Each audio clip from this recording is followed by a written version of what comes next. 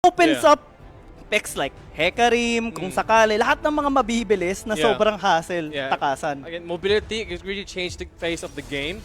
So again, I do agree on having a Son or maybe also a Seraphine to a combo on that one. So we'll see. But in the side of Supremo, we do have a Gragas and a lockdown Camille. Oh, isolation kaagad ang gugustuhin nila dito, no? The Gragas is nice, the Camille is on top of it as well.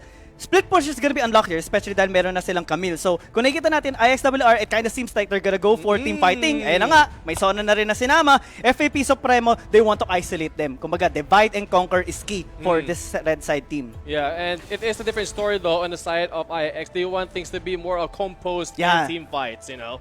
So, composure team fights going against a much composed. Oh, grabe yung accent natin yun. Say mga bottle of water. Bottle of water. Bottle of water? Kailangan mo talagang tubigan. Lalo na may demonyo na dito sa side ng IIXWR. Naku, mag-iinit talaga yan mamaya. Pero, Zeri pinili na dito. So, mukhang may chance pa rin naman mag-double ADC dito. Yung FAP Supremo. And that's gonna be very helpful in their usual scaling composition na ginagawa na since game 1 pa. Exactly. And we know the Zeri could be one of the best picks for counter frontline.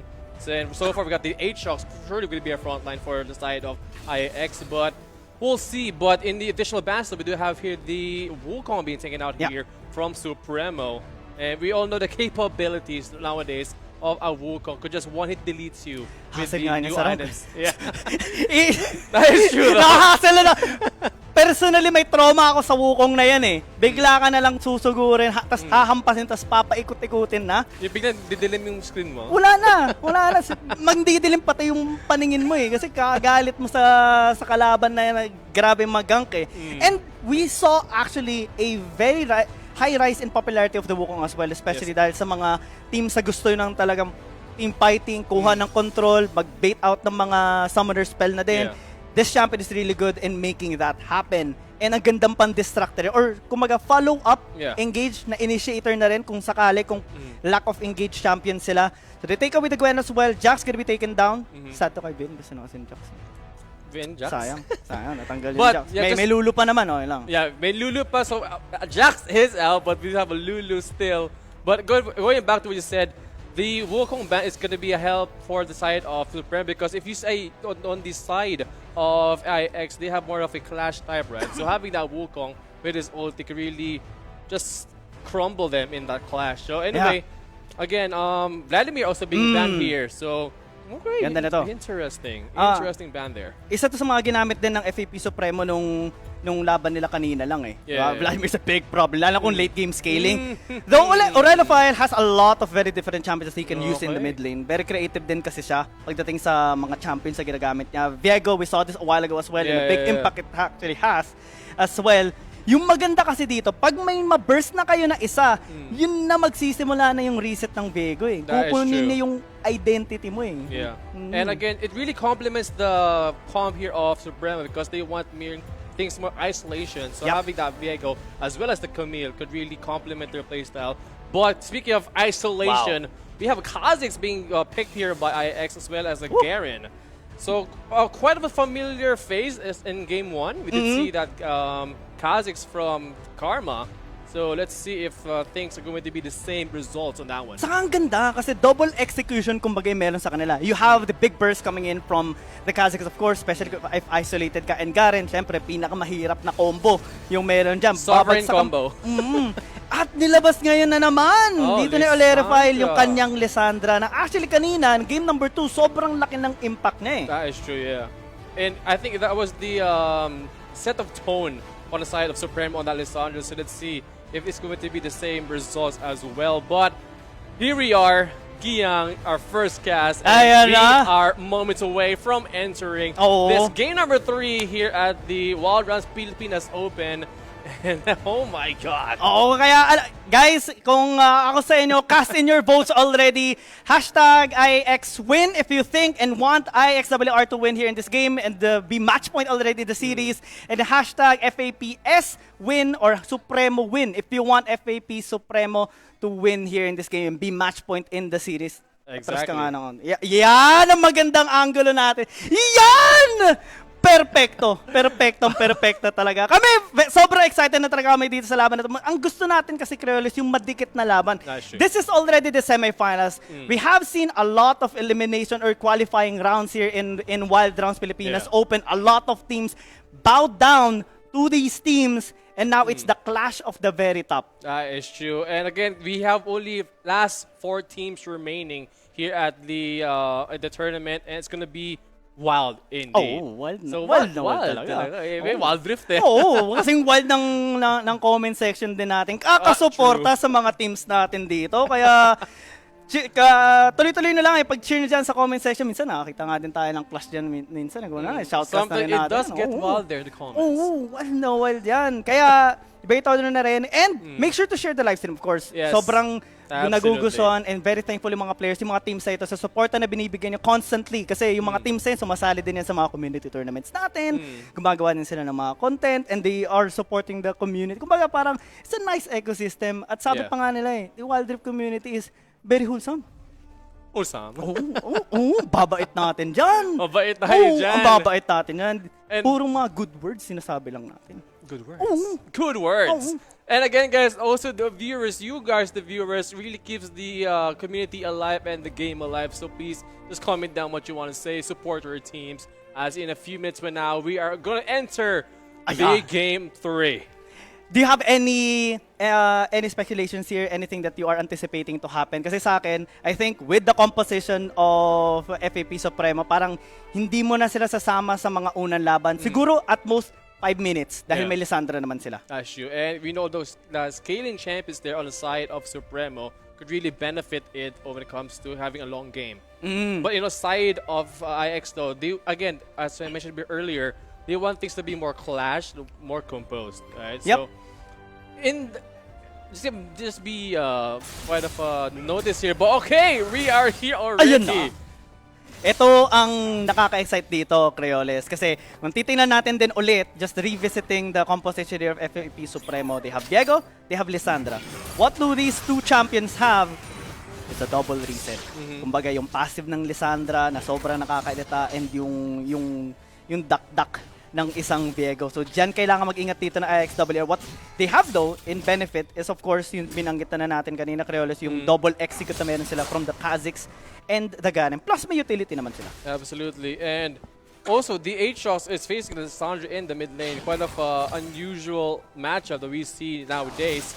But again, going back to double execution could really have a big help on the side of IIX on this one. But again, seeing this comp here of the Dragon Lane, they have the Zone as well as the Sivir, could really boost up and give them buffs over the game. Yeah. Kasi syempre, Sivir pa lang, taas ang movement speed na kagad. At nag-extend yan kapag nakakuha kayo ng mga takedowns. What more kung yung Sona pa, and plus, yung sustain yan, sobrang magiging hassle mamaya. Na isa yun sa mga onting naging kulang ng IIXWR ng game number 1. Top lane nga lang, medyo delikado si Mentally Shape, pero chill pa rin naman siya. Kahit pa paano, kahit inisalo na siya dito ni Karma, kailangan lang niya maka-atras at kailangan siya tulungan dito. Flashing ginawa dito ni Karma, and first blood, nakakaagad. Pero ano magiging kapalit? Mukhang walang mapapalit. Pero dinaktakan na nga, nagkulang ng damage, and that's gonna be a 1-for-1. Oh my gosh, that first engage coming out there, coming from IX, really had their set stoned in this one. And good thing Awaken was there to back them up just in time to get that trade for 1-for-1. Kasi munti ka na dun siguro One hit na lang. Nahipan pa nga yung apoy dun nung red buff ni Karma. Muntik na maka-double kill. Pero buti na lang, andyan si Awaken. 1-for-1. Kumbaga junglers lang natin yung may pera. And always having a good sign if your junglers are up this early. So yeah, I do believe that is a good trade between Karma and as well as Awaken. So right now, it is quite of a stable lane phase, and we do notice that the Sivir and the Sona though went to the bot lane. Saktong swap lang muna kasi syempre kailangan din tulungan yung mga ibang lanes. And normally kasi nakita din tayo dito, even last week, right? Some lane swaps. Kaso minsan hindi yung nag-work. So you have to adapt a little bit now. IIXWR, since their composition is built on them having the snowball capacity, kailangan nila makakuha dito sa bottom lane. The dancing penalty ginamit nga dito, mentally chill, matadaktakan na naman! At si Onops galit na nga! And so mabubuhay pa rin naman. Kaso ngayon, tingnan natin, kasi gusto tumulong dito ni Olerfal, kaso nakita siya dito ni Karma. now they're just gonna be walking away. IX get one for absolutely free. Man, that was the rotation who was good there coming from IX, and they know the timing is going to key as yeah, they had that momentum in that fight, and a way that Onubs just came in hard there to get those execution in. And since there's not yet enough resources here for FAP Supremo, they couldn't really follow up just yet. They couldn't really try and prevent IIXWR from engaging towards them. That's the disadvantage that they actually have here in this game. Early game, sobrang hirap talaga makakuha ng leads. They have to play it a little bit more reserved. Chill-chill lang muna. Si Onops dito talagang gigil na gigil eh. Pinapahirapan si Enzo ng onte, pero buti na lang sa Camille, meron naman yung adaptive defenses, kaya kahit papano, kaya na mag-sustain. Galit na galit eh, no? Oh, galit. Oh. And of course, having the Aegis, you need to prioritize and just use that early game spike that you have against your lane. But yeah, I mean, Onubs has been just all over Enzo in this game so far. May galit si Onops dito kay Enzo. Enzo, anong ginawa mo dito? Bakit galit na galit sa'yo dito si Onops? Talagang, pero ang ganda ng skin niya eh. Ginto, isipin mo ginto yung espada mo. Kung ako, hindi ko gagamitin yun eh. Di-display ko lang sa bahay. Baka magasgas eh, no? Oo, baka magasgas, hassle. Alright, so the first DR has spotted. It is the Mountain Drake, and I think both teams will be contesting on this one. And yeah, we do see the Garen still on top of Summit, still top was able to port in time, but I think that is gonna be okay. Oh! Ayan na, the trap, isolation, sinusubukan dito ng FAP Suprema, pero hindi siya naging effective. Dragon's gonna be the target na for both of these teams, pero tingnan natin, Olerifile, sinusubukan na magkaroon ng flank angle dito, hindi pa siya nakikita. No board na! Ayun na ko! Sinaktakan ng dancing plan gonna be used to try and disengage some of the members here of IIXWR, pero hindi siya gumagana. Onubs trying to be the hero here, but a hero might just get fallen as well, and FAP Supremo, they get 3, they will get the Dragon as well. Oh my gosh, the way that we saw that Alufile was able to go to the back, get that trap in, get the ulti in, and just cleaned it up there. I think that was a 3-4 non-trade, if I believe. Ang linis no ni Olerifile. Kasi yun din yung maganda kapag gamit mo Lissandra. If they don't know where you are, kung hindi nila alam kung anong angle lang ito-take mo for the fight, it's almost a guaranteed setup for you. And unfortunately, IIXWR became a victim out of it. Buti na lang ngayon, at least makakuha sila ng isang objective if they get this in time. Kasi andito na, Olerifile, Blast Cone ginamit na rin. They'll try to get the steal, no steal. This time, Karma makataas pa rin naman, and Awaken, I don't think it's gonna be engaging just yet. Looking to just respect here. IIXWR, they just disengage. Alright, so at least they were able to get the Guerrilla on that objective needed by IX on that one. But again, going back and just to continue, it's just so many ways that you can play Lissandra.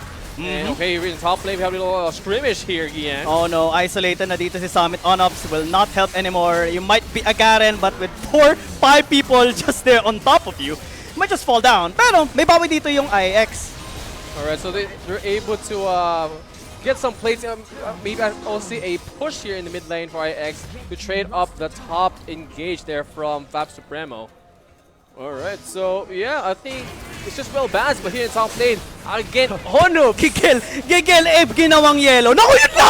Grabe na ba naman ako mag-ignite pa? Hipan mo! Hipan mo! Pero siya din naman, kaya na ipaliyab dito yung Aatrox, so it's gonna be falling down as well. A 1-for-1 at the very least.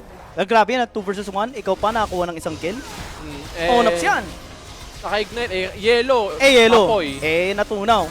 Tunaw. Naging tubig. Pero tinan natin kung tutubigan ba dito yung Garen. Yun, natuhog pa rin. Natuhog indeed. And the big boy is down in the mid lane.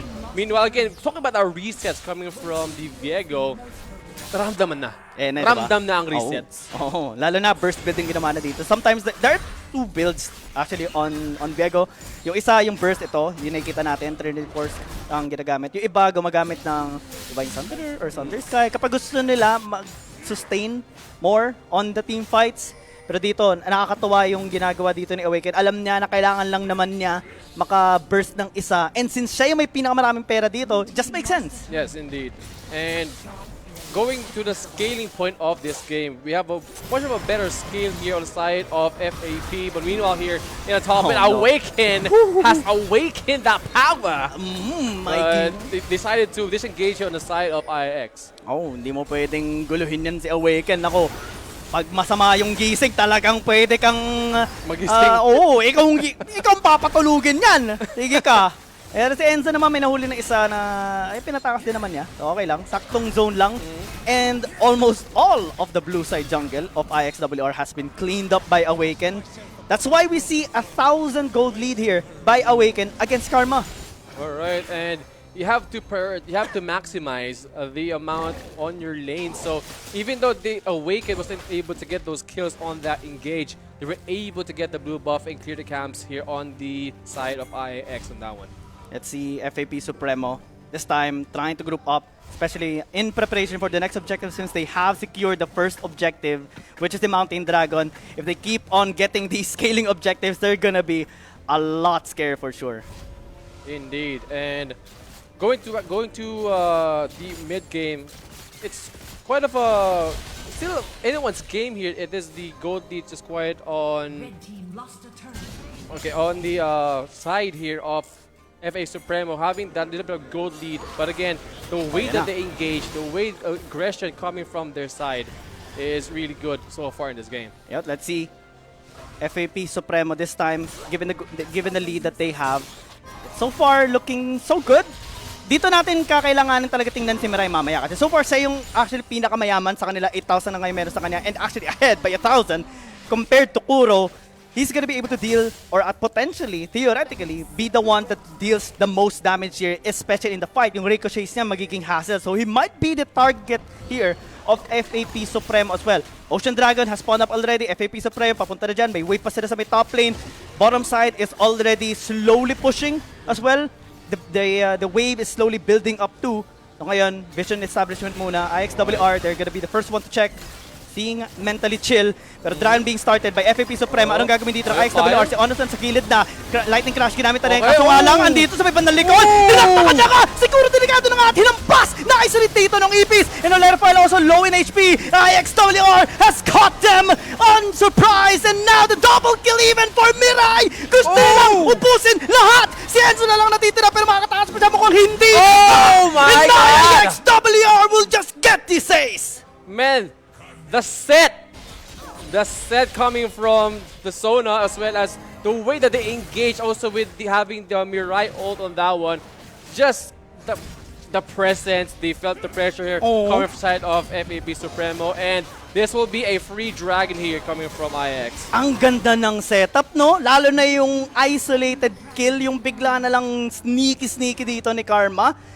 Nagulat pati siguro Olerofal, he tried to do something about it, kaso hassle din kasi kapag ang daming nakasurround sa'yo.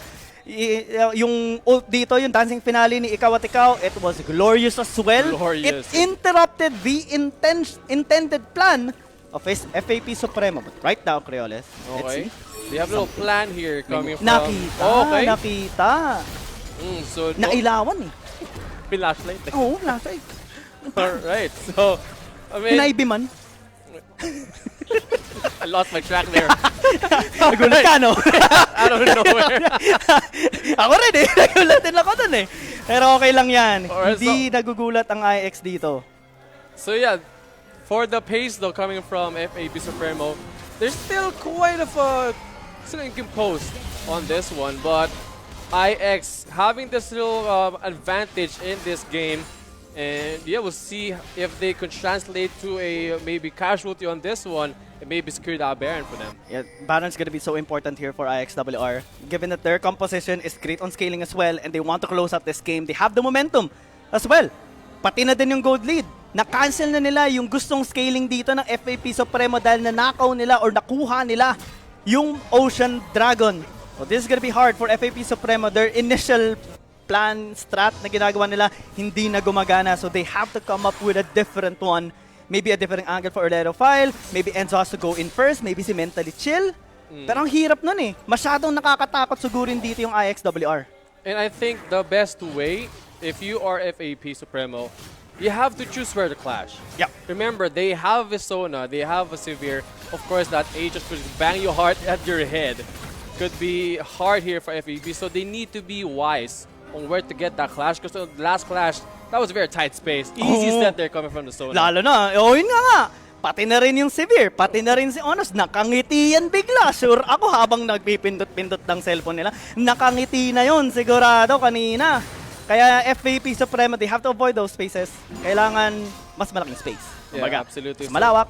Siguro sa river, pwede sa mid lane, or sa lanes, nothing Nothing in with between. cliffs. Oh, wag yung mga may bato na yan. Hassle yan eh. Traffic dyan, pre.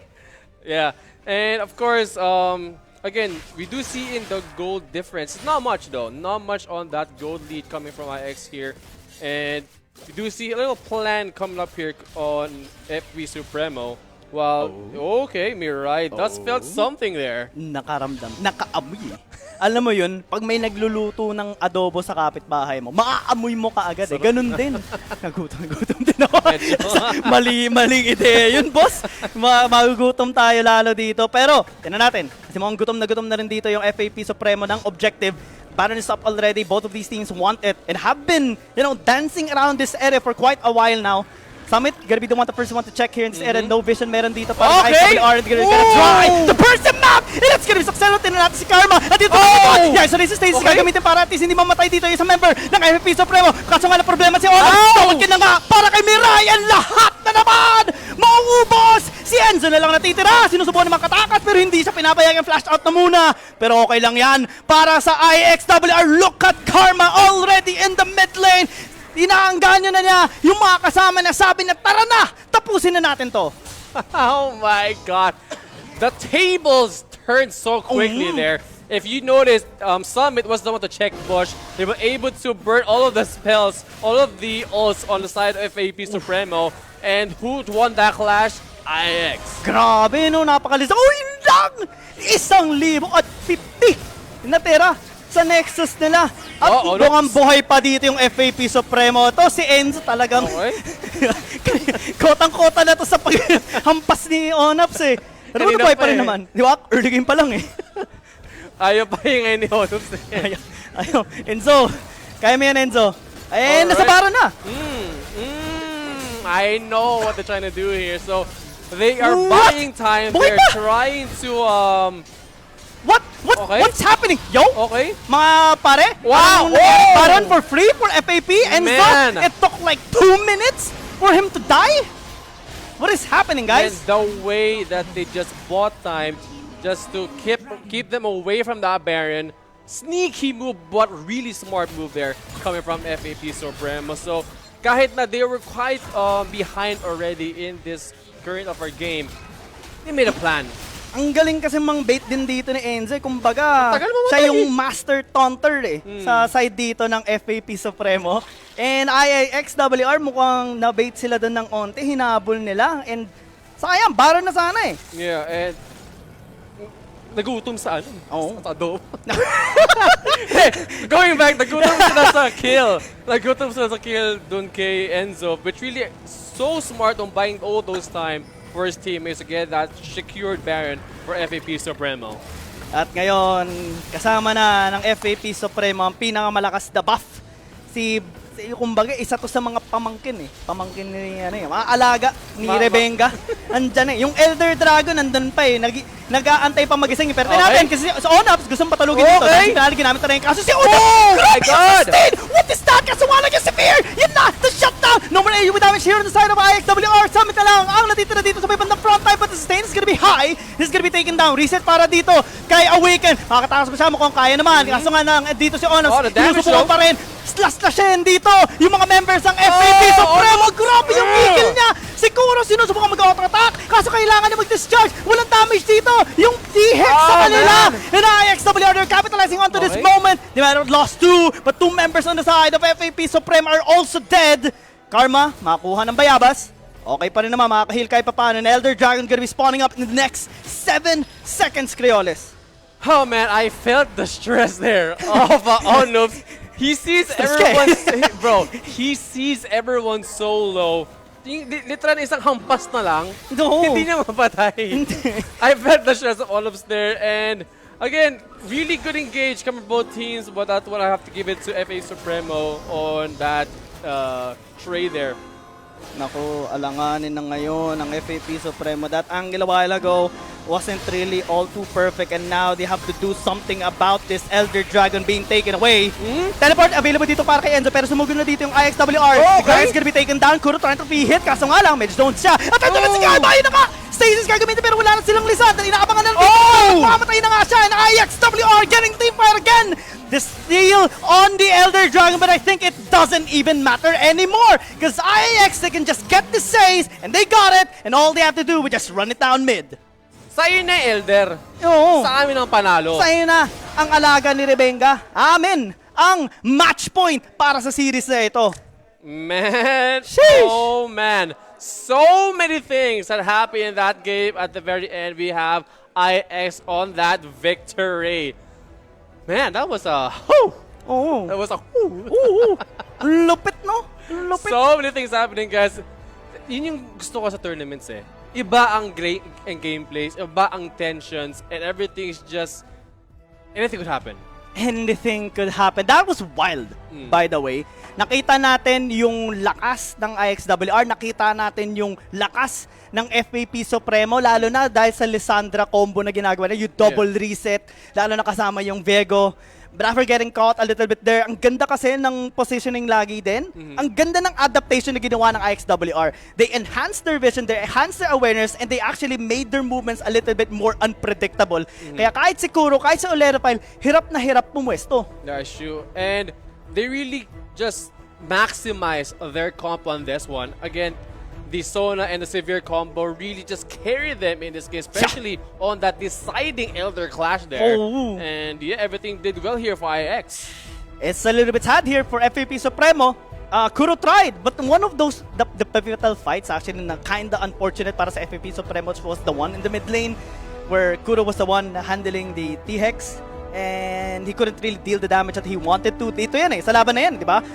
Nakita din tayo ng magandang setup sa IIXWR, but we always have to mention, especially right now, Karma's positioning always has been on point. Kaya talaga ang laking threat sa backlane. Pag tumalon na yung Ipis, titili ka talaga eh. And we did see that on that clash, they thought they were ahead, having the Summit down already, but Karma, having that mentality, knows when to engage in the right time to get those back lane down. Here at the Elder fight over here, timing and just the buffs, Sona buff, the Severe buff. Ganda eh. Ibang klase yung epekto dito ni Karma. Pag sumugod si Karma sa FAP Supremo, nakikita natin nagsascatter lahat ng members dito ng FAP Supremo eh. Talagang kailangan tumakbo sa kanya eh. And kailangan din i-take down siya kaso sobrang hirap doon kasi syempre may follow-up ni Onops, ni Mirai, ni ikaw at ikaw at ni Summit. And now they have successfully pushed them to the brink of destruction. If you lose one more game for FAP Supremo, you're now eliminated. And IIXWR, they're one game away for being in the Grand Championship already. Andyan na eh. Naaabot mo na ng onti. Konti na lang eh. Onti na lang. Onting kayad na lang eh. But hey, we have to appreciate also the effort of Enzo on that buy then. That was absolutely phenomenal. So props to Enzo on that one. He got the SPP on that one. But going back to what you said, Giyang, isang one win na lang. Oh, isa na lang. One win na lang, guys. Isa na lang. For Isang IX. kembot na lang, kumbaga.